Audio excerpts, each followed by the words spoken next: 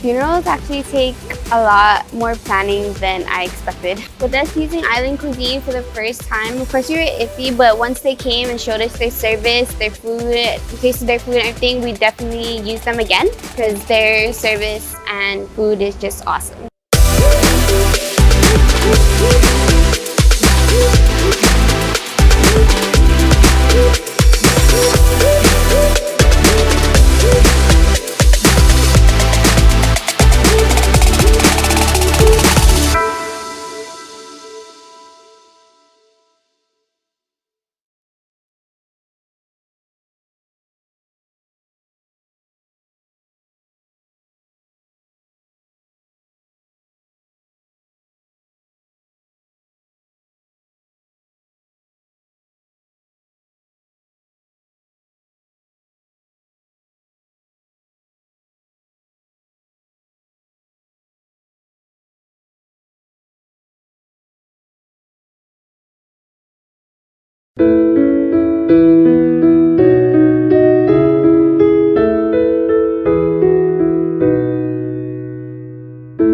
I'll ride with the horses, I'll swim through the sea, I'll climb to the mountain tops, won't you come follow me?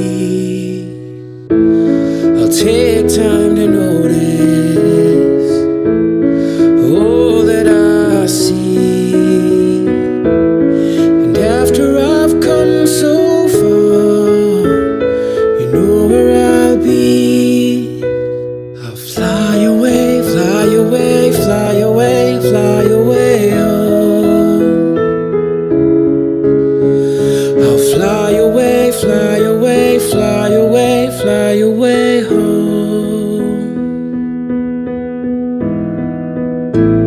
But life is a vision,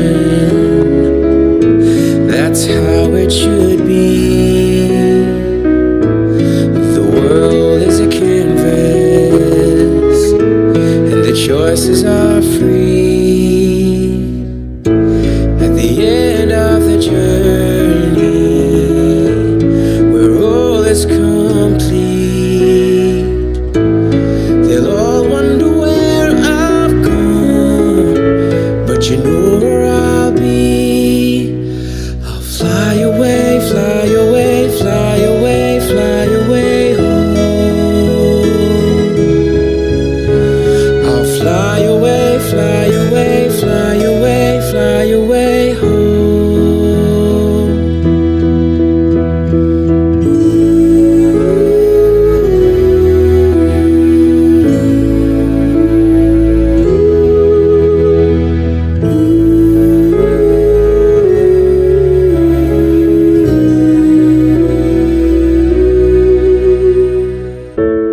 Our dreams last forever,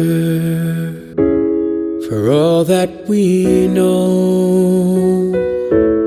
The roads come together, and that's where we'll go. The Pampas, and elite wish we go away. because we are real and direct. no interest owns us. And we have no interest but The truth. Together we are exposing corruption. Together we will reform criminal justice. Together, We are fighting violence Against women and children. We here at Kandit will shine the light. On every corner of darkness. Together we are giving a voice to the voiceless. and forgotten. Stay lit. Together. Together. Together. Together. Together, we are giving a voice to the voiceless and forgotten. We are Kandit News Group.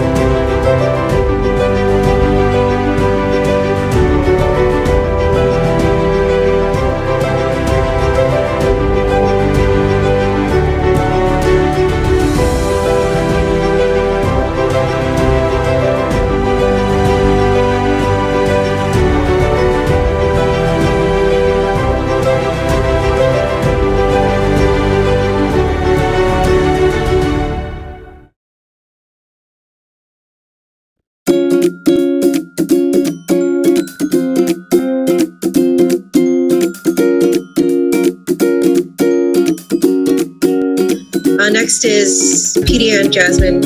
voice. Can we just get an update on the federal relief benefits?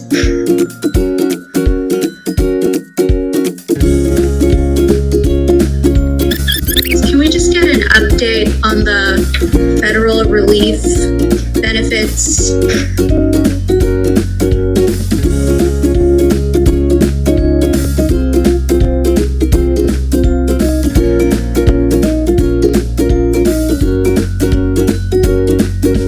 I mean, people are asking when can they avail of these things?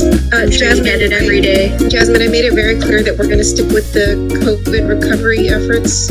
So, Sure. thank you.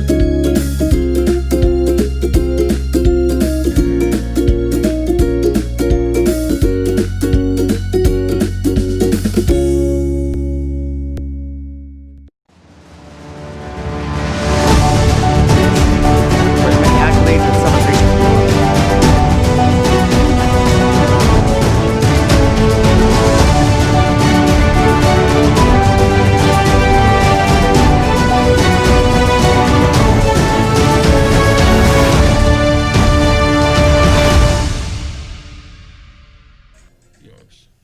Hafaday and welcome to Kandit News. I'm Johnny Rosario. And I'm Troy Torres. It is Friday, June 26th on this lovely evening. Welcome to our studios here on the 7th floor of the DNA building in Hagåtña, Guam.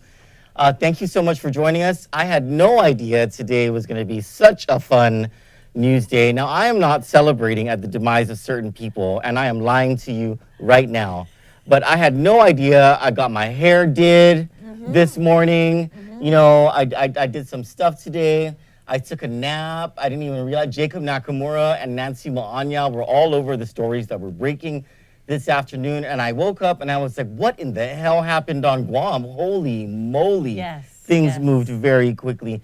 To start, earlier today, we found out some very sad news, and that was that Vince Uggan, the man we talked about last night, as having multiple family violence allegations and arrests made against him by his wife, went for a hearing today. And he was released. He was released, and there was a protective order that was issued that conflicts with the conditions of his release.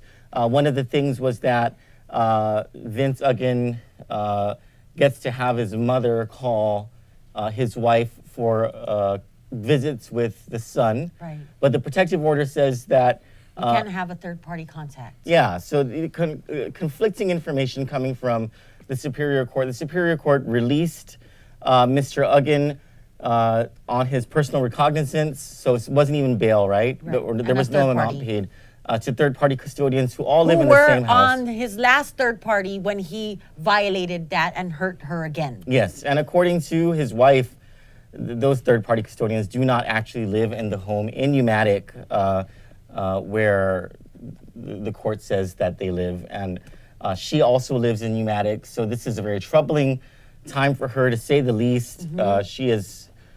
It's not even about being happy, it's about being able to Safe. live her life Right. safely. And so just a very sad situation coming out of Superior Court. The Attorney General's office wanted to emphasize that their prosecutor did fight the release. They did not want him to be released from jail. So good on the Attorney General's office for fighting that fight. They lost that fight. The court was aware of the victim's plea to not release him, but the court released him anyway. And so It's sad all around. yeah, it really is. And speaking of releases from the Department of Corrections, maybe our first discussion tonight will be about, are we seeing a second wave? So news came out that 3 Department of Corrections officers are COVID-19 positive. Correct. One of them is at the women's facility. Do we know where the other 2 No, work normally? no. So this is all across the country, this is a problem, especially at the federal penitentiary in Lompoc, where they saw a huge percentage of their prison population succumb to COVID-19 or catch COVID-19. And it's because of the close quarters. You know, it's a breeding ground for sickness because everyone's close dangerous. together. The interaction with each other, the Same with interaction the with the military. guards. Same Yes. with the military. They're close quarters. They're, you know, the unit. It's together. Mm-hmm. You know, same thing, Troy. And so, you know, Kandit raised this issue about what's being done at Department of Corrections to test the inmates and the detainees, to test the guards.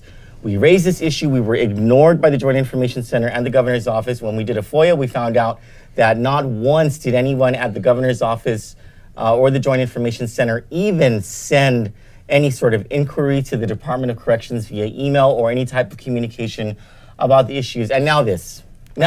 And so it's what do you do?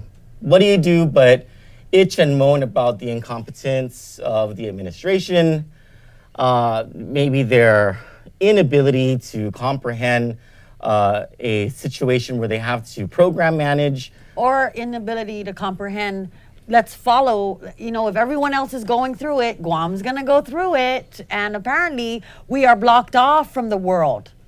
You know, Guam had a chance. We had a chance. We are by ourselves. We didn't have to have any of this. Yep. But since it's here, the hospital is opening up a wing. Yes. There's already one was admitted into the hospital for COVID-19. Yes, the hospital opening up a wing is a signal to all of us about what the government expects is going to happen. Correct. And so We need to really, I think we got laxed. We really need to take personal responsibility and remember COVID does exist, and we need to keep each other safe. Yeah, so personally, you know, like I'm still not going to many places. I'm going to the gym now, but I wipe everything down. I stay away from people, but I normally stay away from people at the gym. That's just not. No, I don't wear my mask at the gym because it's not the easiest thing to do.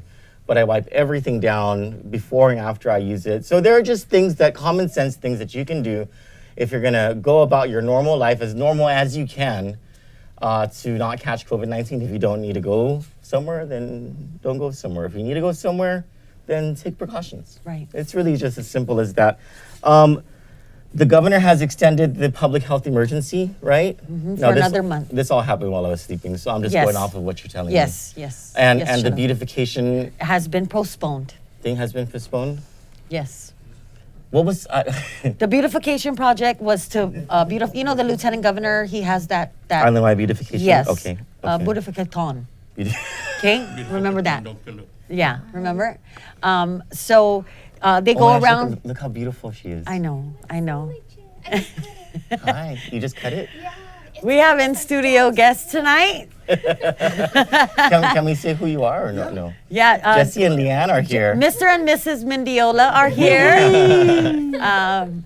They actually tried to bring us food, but we were already fed.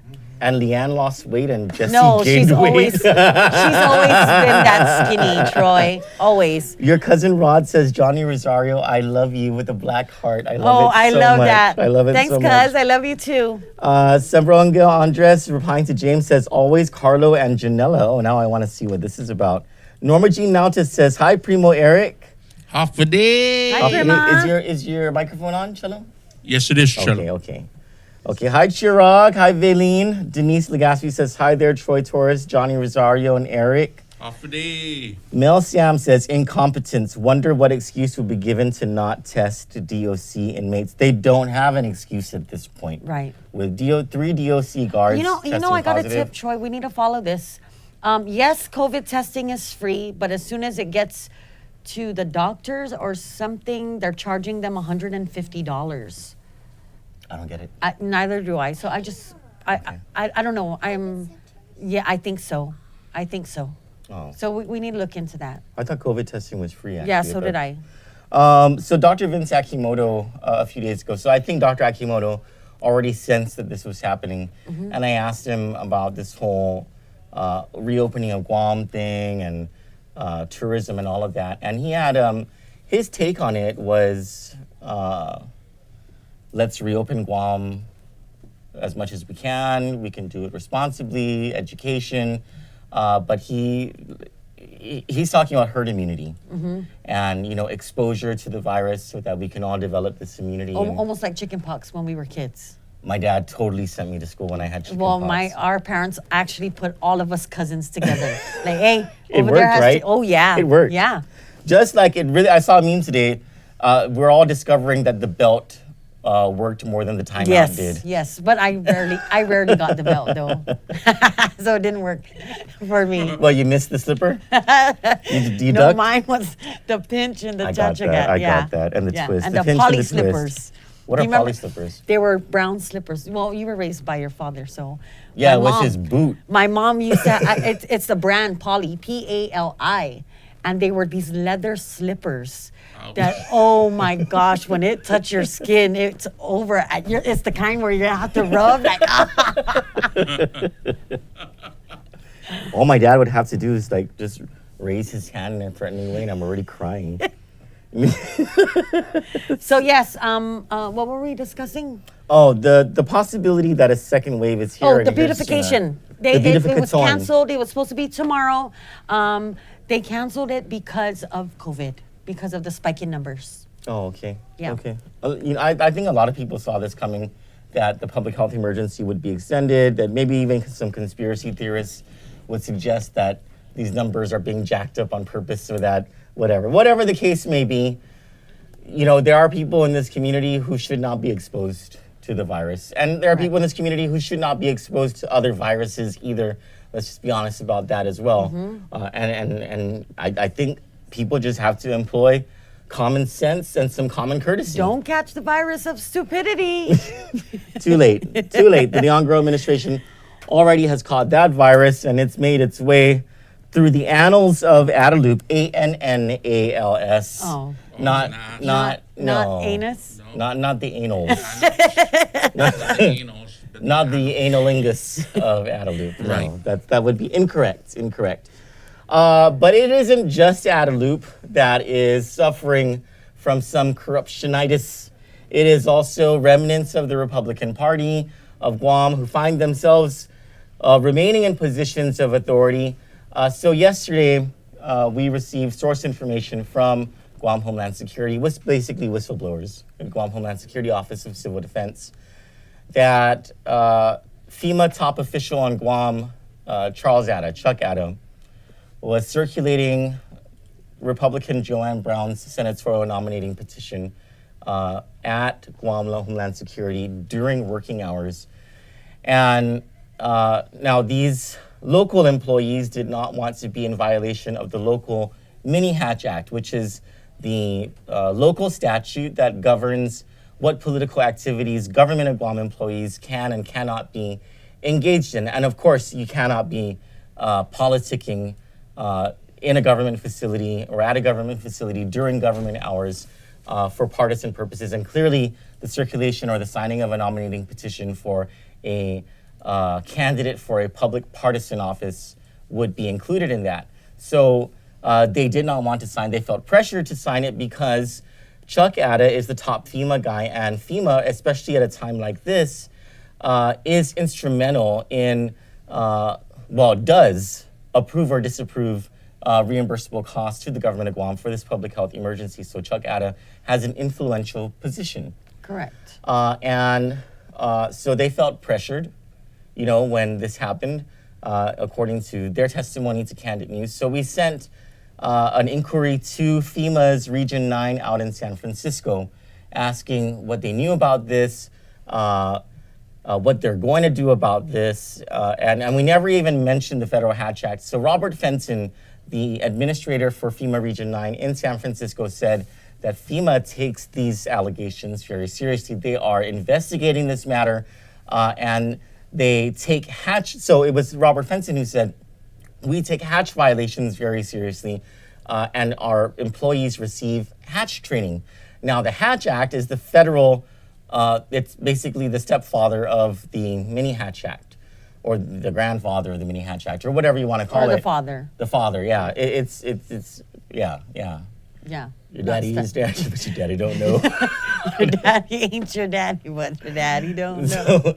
So we digress. So the Hatch Act governs the conduct of federal employees in terms of political activities. And if you look at what the Hatch Act says, you will see that if Chuck Atta, these allegations against Chuck Atta are sustained, it won't be very good for him. He could just outright lose his job, be barred from federal employment for 5 years, face a $1,000 fine. I believe these are criminal penalties that can be imposed upon Chuck Adder or anyone who does something like this. He cannot be circulating a nominating petition for Joanne Brown to serve a political partisan office, especially at a government facility and especially involving employees that he has influence over. It's a major Hatch Act violation and something that FEMA is looking at.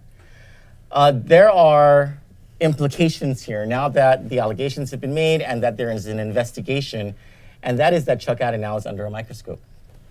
Correct. And now, whatever plans that the Republican Party of Guam had to use Chuck Adder, because for the past several years, Chuck Adder has been known as the sign man. He's the guy who led logistics for the Calvo campaign, for the Republican Party of Guam, for several senatorial candidates over the years. He led their logistics team. Meaning where to put these signs on Yes. Guam, where to locate them so people see it. So when you go into the voting booths, you remember their names and you circle. Yep. You fill in the circle. It's a logistical feat. Mm-hmm. It's something that he understood how to do it, and he had his whole team to do it. Now Chuck Adder can't do that at all. If he planned to do it for the Republican Party of Guam, if the Republicans plan to use him for that, now that's just off the table. They're going to have to find somebody else because now he's under a microscope. It's not good. It's not good for the Republican Party all around. Well, And it's not easy to Joanne find someone Brown's like that. not good for. Well, Joanne Brown's not good for the ocean, but For she's our still. Oh.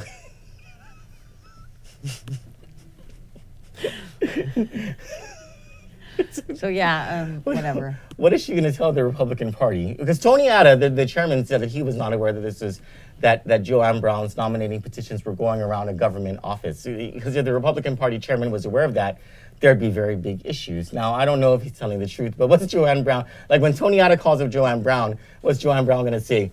Tony, I did not circulate.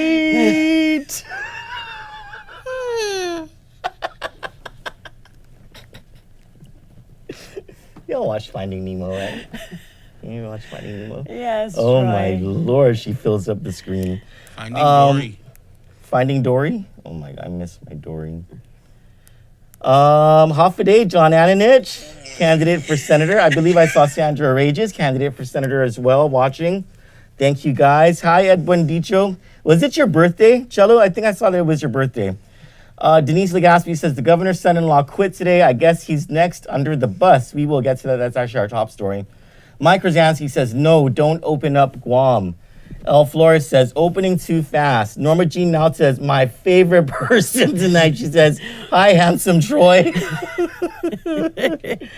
Kanata says, I just saw that it was the public health emergency was extended by 1 month. Yes. Mike Rosansky says, rest in peace, Sister Destiny Farnham. You know, we went to, We actually went at separate times. We both had something to do this morning, so. I don't know if you can see, that's.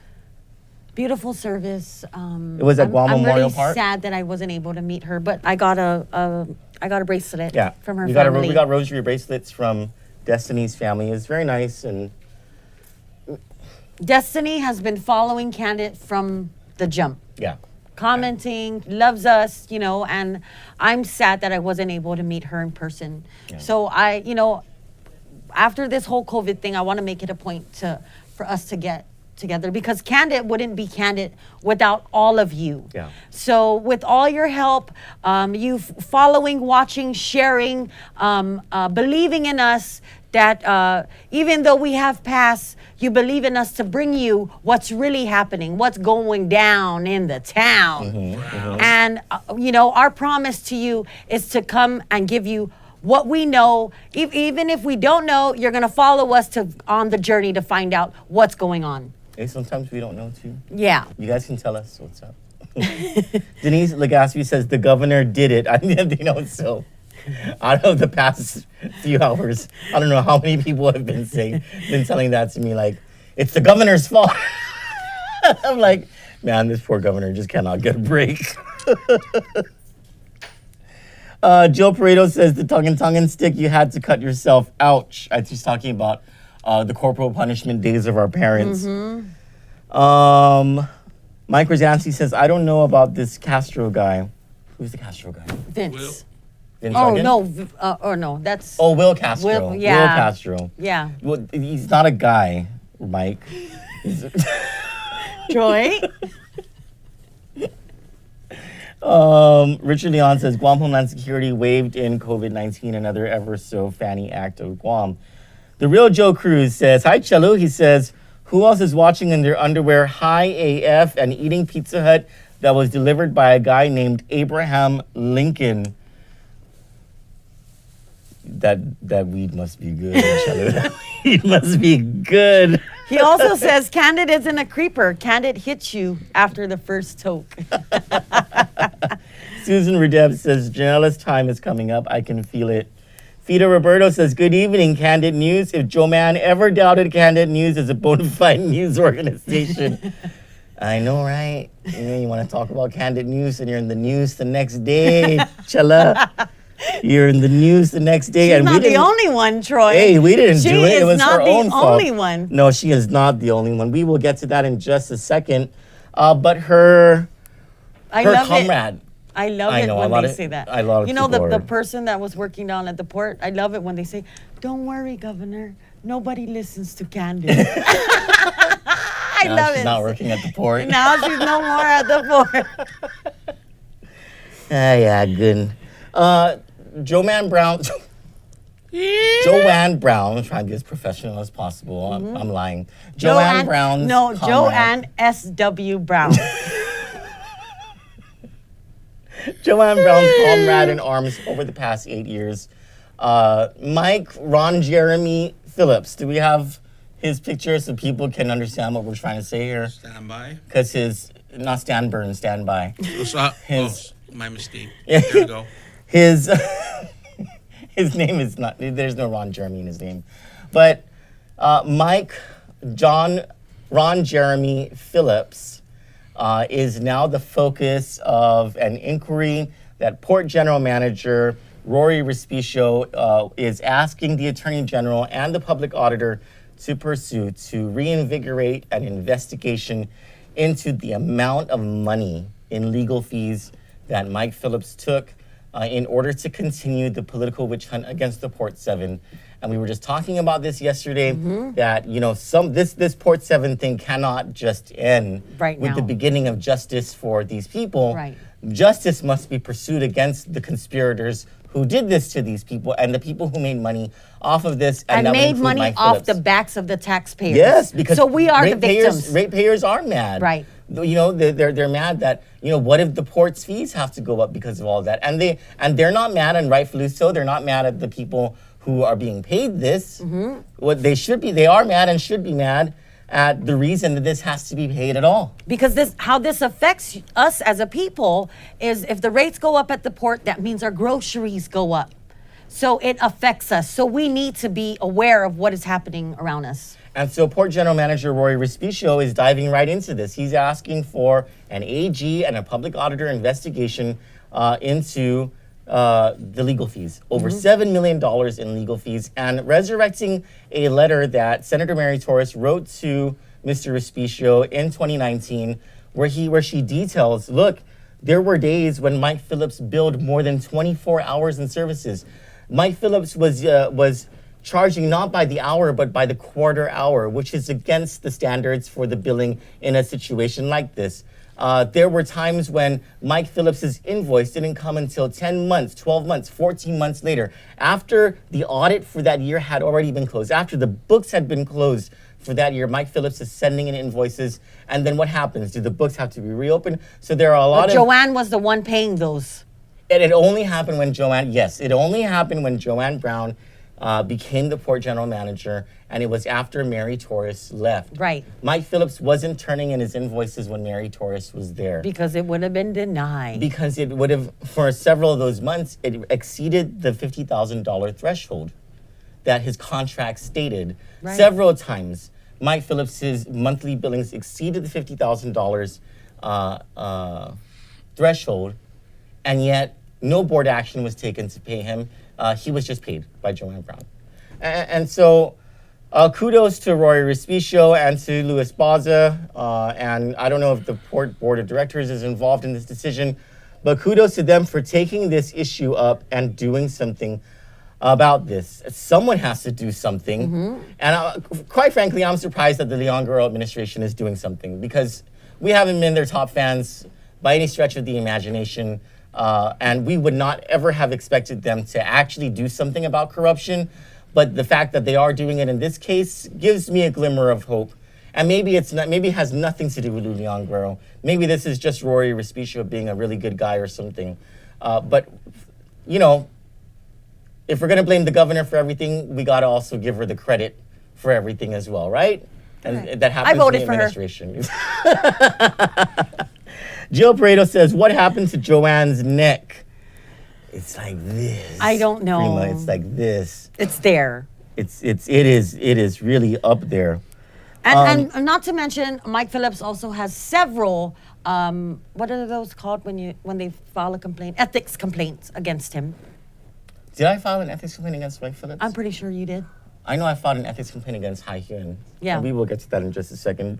The Real Joe Cruz says, "I will be running to be in the next Kandit promotion video." Did you guys get that? Can you guys get that down in the calendar? I'll remember. Yeah. I'll remember. No, hey, Real Joe. I thought, remember you were playing the piano in the background, the music? That was you, cello, right? Mike Rosansky says, "Love you, Sister Destiny." El Flores says, "May our friend Destiny Farnham rest in peace." Do you want to come in the camera? No, I got fat. Are you sure?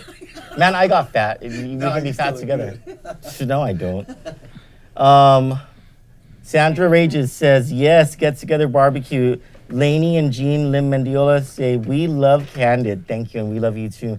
Benny St. Nicholas says, "Dania si Joanne Brown, Hofatalu, Tinaungwi ni di man, I'm so sorry for my tomorrow poasing. I'm not even gonna try. Oh, man, I'm embarrassed already. Tony Uggan says, "Hi everything, how are you to find out today?" All right, so our top story tonight is regarding the governor's son-in-law and now former legal counsel Huynh. Former unlicensed legal counsel Huynh, which I don't know where he's going to get his license to practice here on Guam. But if you are doing business with anybody that has him under as a legal counsel, I think you should run. Run far away, run faster. Yeah, he only had a temporary license issued to him by former Chief Justice Catherine Merriman to temporarily practice law at the governor's office. This is a temporary license that's only provided or only granted to government attorneys, and actually it was meant only for the public defender's office and the attorney general's office. How it was extended to him to be legal counsel to the governor, only Catherine Merriman will understand that logic and reasoning. But that's a squirrel. If he joins the private sector, he does not have a license to practice law in Guam. And so if he represents himself to be an attorney in that role, that would be highly unethical and he should be reported. If he is joining the Attorney General's office or the Public Defender's office, you know, good luck. Good luck, because of the amount of turmoil that he has caused for the Leon Guerrero administration. And the people of Guam. And the people of Guam. Huyhn's decisions to become the procuring officer for what became an illegal procurement of hotels. Backdating of documents. Backdating documents. Retaliation against one of his employees, June Borja. What's up? I think resignation notwithstanding. I can hear you, cello. You can hear me? Resignation notwithstanding, an investigation should still go. It will. I believe he's resigning in an attempt to become a memory and skirt the issue that is currently being shed upon, his character. It may work. So him resigning may actually dull. It could, and sometimes that's what happens. Yes. Sometimes what happens is he's on the hook for the next 3 years. Sure, but if the Attorney General, his friend, decides to do nothing, then we're not going to let him not do nothing. So the Attorney General, he's the elected Attorney General, and by and large, he works by popularity, right? He's answerable to the people. He's only answerable so your when the vote people are this upset. November. No, he's not running this November. So this is what John Ananich was talking about when he said when he said the chief prosecutor needs to be elected, but the attorney general needs to answer to the governor, so that there's a clear expectation that a chief prosecutor is supposed to prosecute, so that there is always the onus on the chief prosecutor that when you see that he's not doing something, he doesn't have an excuse because his job is, or her job is to prosecute. So many times GovGuam officials resign to just take the heat off of them, but not off of them, but to take the heat off of the attorney general or the prosecutor, so that when there's the media reports die down, the prosecutor and the AG can say, just quietly go about doing something else that they believe is much more of a priority. And we've seen from this attorney general that white-collar crimes, corruption is not a priority. And neither is crime, right? Neither are violent crimes. His priority has been suing in class action suits by joining with attorneys general from the rest of the nation in whatever. And truthfully, that really has been all he's doing. It does sound funny to the rest of us, but it really is what he's been doing, right? And he didn't even want to go after Joey Uggan for police corruption, and then police corruption emerged as a big issue throughout the country. And have we forgotten that we had our own case, that our own attorney general just said, oh, there was nothing there. By God, we saw it all in the video. It wasn't hard. So it was an open palm. So we digress. Huynh. So it's Jesse, it is possible that he could get away with whatever, because now with him resigning, even with the backdating of FEMA documents that were submitted to FEMA that were backdated. Now, if the federal government's going to get involved, then let the federal government get involved, So let's get the federal government involved. Well, they need to. I'm ready. I can sign it. I'll sign whatever you need me to sign. I'll sign it too.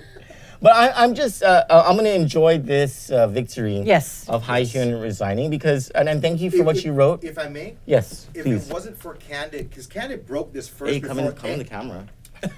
No, I'm not going to come. Come over here. Camera. You're in the middle. It's up here. I'll stand behind Troy. Kandit broke this first before any news media broke this story. And they broke it a year ago, highlighting the governor's son-in-law's illicit activities and his illicit activities and his questionable character. So from the onset, it was Kandit who brought this story. So, be that as it may, the people in the front office may be laughing at the credibility of Kandit, but everything's coming to fruition. Everything that they have been reporting on has now come to life. Everything that they were quiet on, we emailed them, we're asking questions. They purposely aren't answering us. They were skirting every question you had. Everything. They were trying to deflect all the issues that were presented upon them. And, they're one and done. And everybody is jumping ship. Now, Linda DeNorsi, I believe she's just retiring. It's been said that she's wanted to retire. In the middle of this pandemic when we need her the most. Well, I also want to say this. A lot of these people probably want to save whatever integrity they got left because this administration seems to be stealing the souls of everybody within their cabinet. Amen. She's like a witch knife. She's stealing And it's like, I'm going to dip. I'm going to bounce before I lose any more ounce of integrity because I'm not going to leave this office inhuman like you are. I'm going to walk out with whatever ounce of dignity and respect I have left. If you got no regard for the people of the island, that's not the boat I want to be on. Well, that's the reason why Troy left his office when he was working for the that's government. the main reason why Kandit is such a staple in the media. Contrary to what other media outlets may think, Kandit is going to be here for the long term. I mean, and to be very honest with you, it's not like we hold all of this information to ourselves. We share it.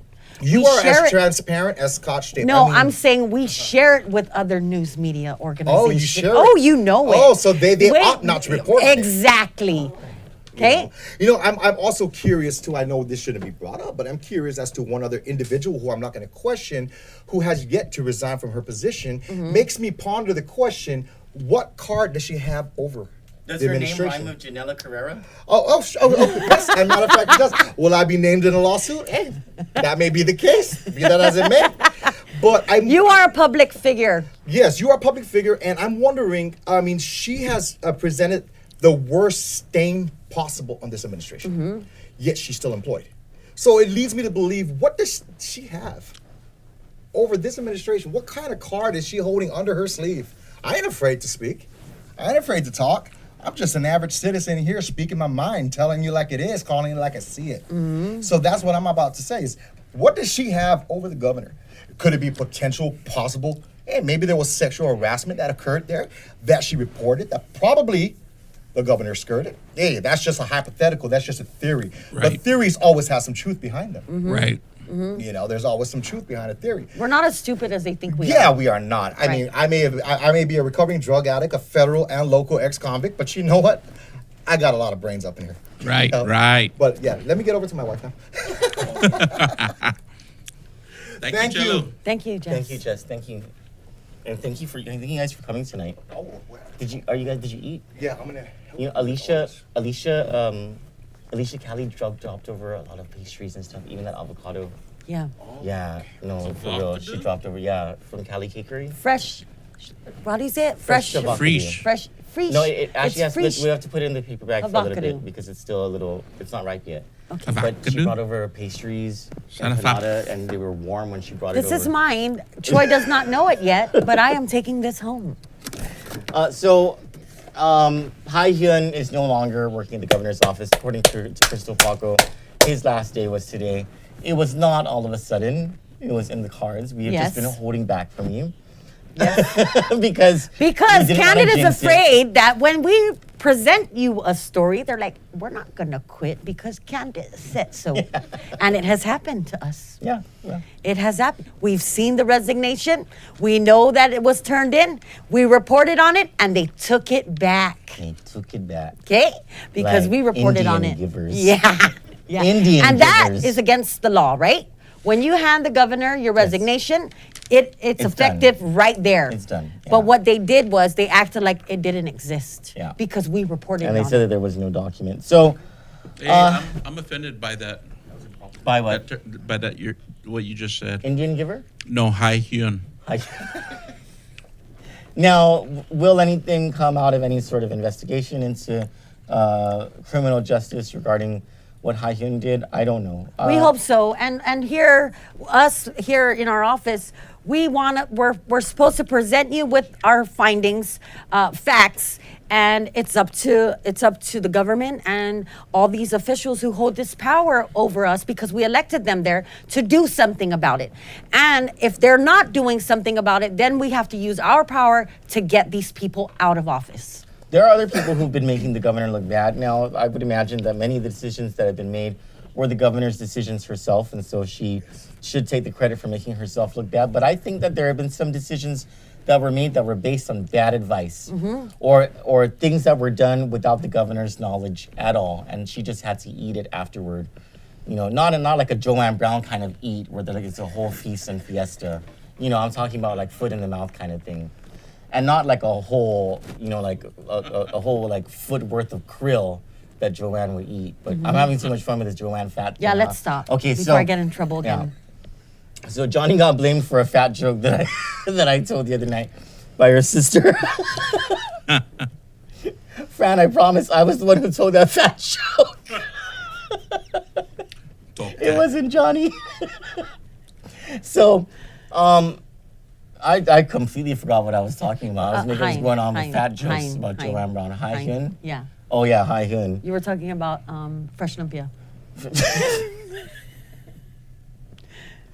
We're having too much fun. It's Friday. It's the rice fields. It's We're talking about the rice fields. someone said, you guys are racist. Hashtag You guys are racist. Stanberg. Hey, I am a quarter Oriental, okay? I can talk. Yes. Yes. What did Joe Cook say? Rice is rice. Rice is rice. We all eat rice. We're okay. We can make rice jokes. Huynh. Where I was going with that is, I'm intrigued. I want to know who's next. You know, I don't know why Tom Atta resigned, or Linda DeNorsi, or anyone else who we've heard has stepped down or been forced out, and we're trying to get confirmation on those things. Yeah, we got something interesting today yeah. that we need to verify. Oh, you know? Oh, okay. So after.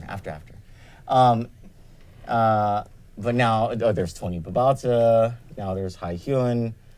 who's next? Because Governor, if you're listening, I guarantee you, and I'm being completely honest with you. Just here's some free political advice. Huynh wasn't your only problem. There are problems in your governor's office.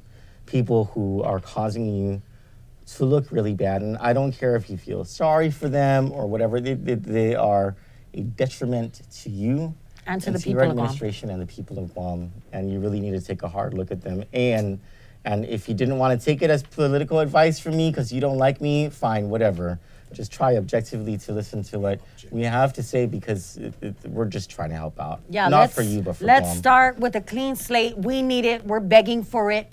Let's get this party started. Yeah, because no one wants Eddie Calvo to be governor. So Governor Lou, could you just try to just step it up, please? For goodness sake.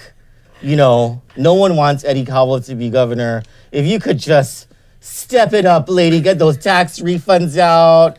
Never mind that whole Bank of Guam thing. Get rid of Carlo Branch. Do something about Janella being the distraction that she is. Some of your directors who are just like, a little limp in some ways. Do something Go about in there your with an administration. iron fist. Get them. Well, some people like fists, but anyway, as I was saying, go in there and, let's start a clean slate. Let's get rid of these people who aren't a plus to this administration because it is really hurting the people of Guam. Or Governor, don't run and let Josh take over. Let him challenge Eddie Calvo. And I think we'd feel much better about, this whole thing. But hey, I think we're talking too much now. Yes, Probably we're doing gonna more get harm in trouble. than- For Candid News, I'm Troy Torres. And I'm Johnny Rosario. Good night. Good night.